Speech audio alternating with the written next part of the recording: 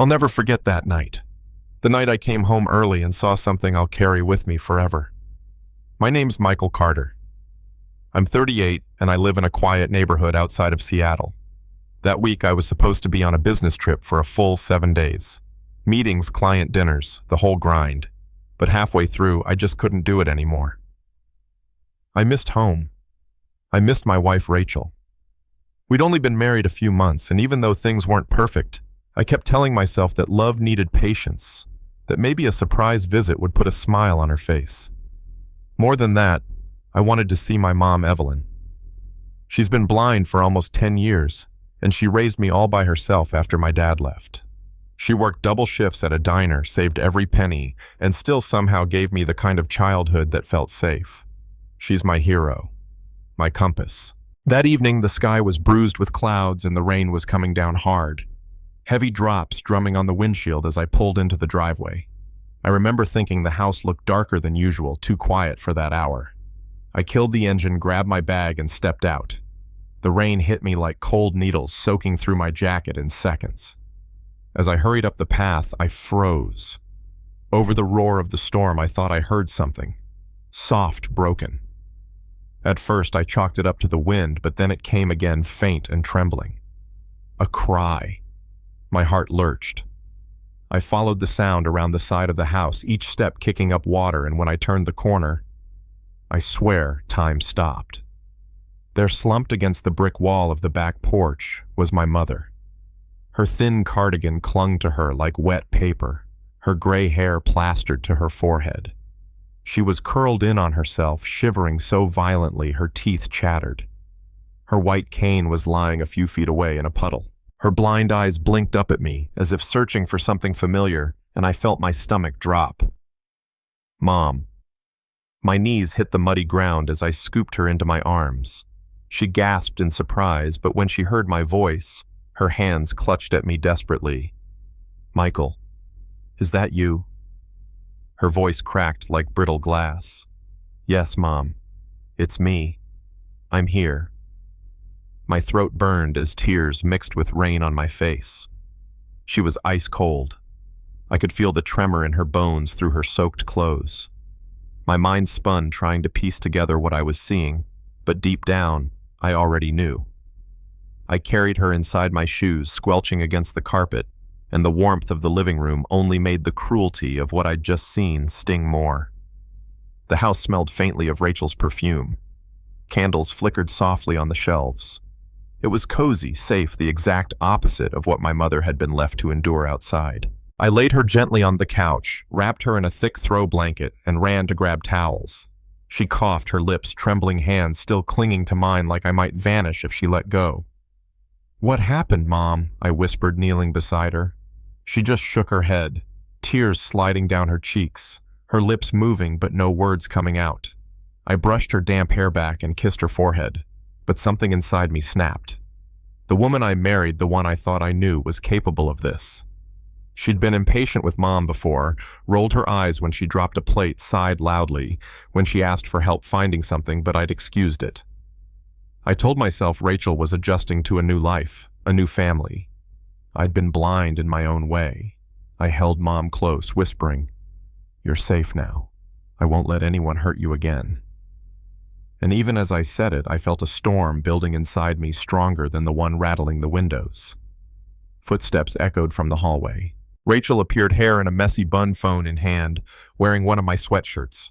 She froze when she saw me kneeling beside my shivering mother. "Michael," she said, her voice tight. "You're home." I stood up slowly, water dripping onto the rug. Clearly. My voice was like ice. Guess fate wanted me back tonight. She tucked her phone into her pocket, forcing a smile. "You could have called first." I laughed bitterly. "So you'd have time to hide what you just did." Her eyes flicked toward Mom, then back to me, searching for an excuse. "That's not fair." "Don't," I snapped, stepping closer. "Don't you dare lie to me. You put her out there, in the rain, like she's nothing." Rachel crossed her arms, her mask slipping. "She makes this house unbearable, Michael. She's always complaining, always needing something. I needed space. She's blind. My voice cracked like thunder. You tossed a blind woman into a storm because you were inconvenienced. Rachel's voice sharpened, defensive. She's ruining us. I didn't marry you to babysit your mother. I wanted a husband, not a burden. Mom flinched at the word. I clenched my fists so tightly my knuckles popped. That burden, I hissed, worked herself blind to give me everything I have. Every meal I ate, every book I read, every chance I got was because of her. And you think she's disposable? Rachel's face twisted. You always put her above me. Always because she earned it, I said coldly. You've shown me exactly who you are tonight. Rachel's voice trembled. Don't throw our marriage away over one mistake. A mistake is forgetting to pay a bill, I said, stepping closer. What you did was cruelty. Her eyes flashed with desperation. So, what? You're just going to end it.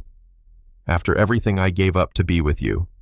I stared at her, the image of my mother shivering outside etched into my mind forever. You left my mother in the rain, I whispered. That's all I'll ever remember. The silence was deafening. Rachel's gaze darted to the bedroom where her suitcase sat half-packed from my trip. She knew. She knew it was over. Mom reached for my hand. Michael, she whispered softly, don't destroy yourself with anger. Just do what's right. Her words steadied me. I turned back to Rachel. Pack your things. Tonight. You're leaving. Her mouth fell open. You can't be serious. I already ended this marriage, I said quietly. The moment I saw what you did. She tried to hold her ground, but I saw the fear flicker in her eyes. You'll regret this, she spat. No, I said, steady as a stone. I'll regret marrying you, but I'll never regret choosing my mom. Rachel stormed into the bedroom, slamming drawers, throwing clothes into her bag. I sat with Mom, holding her hand as she trembled. When Rachel finally dragged her suitcase through the living room, rain swept in behind her as she opened the door. I didn't say a word. She left, slamming it behind her, and for the first time in months, the house felt quiet. Peaceful even with the storm raging outside. The next morning there were no fake smiles, no sharp heels clicking across the floor, no heavy perfume choking the air. Just silence. I made tea and sat with Mom at the table, watching her smile faintly as she cradled the warm cup. You don't have to keep staring at me like I'll disappear, she teased softly. I'm never letting you out of my sight again, I said, and meant it. I called my lawyer that week. The divorce papers were drawn up quickly. Rachel fought it, of course, claimed she'd been overwhelmed, that she never meant to hurt Mom, but her excuses fell flat. Mrs. Hayes, our neighbor, came forward with statements about Rachel's cold behavior toward Mom, things she'd seen but had been too scared to speak about before. That sealed everything. In court, Rachel sneered, "You're throwing away a young, beautiful wife for an old, blind woman." I looked her dead in the eye. That old blind woman is the reason I'm alive today. I will never regret choosing her over you. The room went silent. Rachel stormed out, heels clacking like gunfire, but I felt nothing but relief. Later that evening, I sat with Mom on the couch, telling her the news.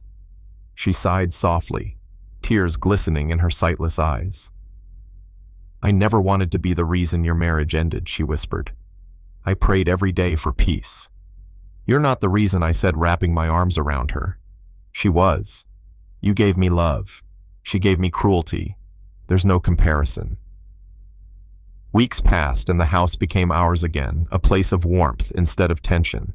One night, as I sat watching the sun dip below the horizon, Mom's voice drifted from behind me. Promise me something, Michael, she said gently. Anything, Mom. Promise me. If you marry again, choose a woman who loves me too. If she can't love me, she'll never love you enough. Her words sank deep into me. I took her hand and said, I promise. That night, as rain pattered softly on the windows, I realized Rachel thought she was getting rid of a burden when she pushed my mother out that door. But in truth, she freed me. She showed me exactly who she was and gave me the courage to choose the one person who had never failed me. My mother.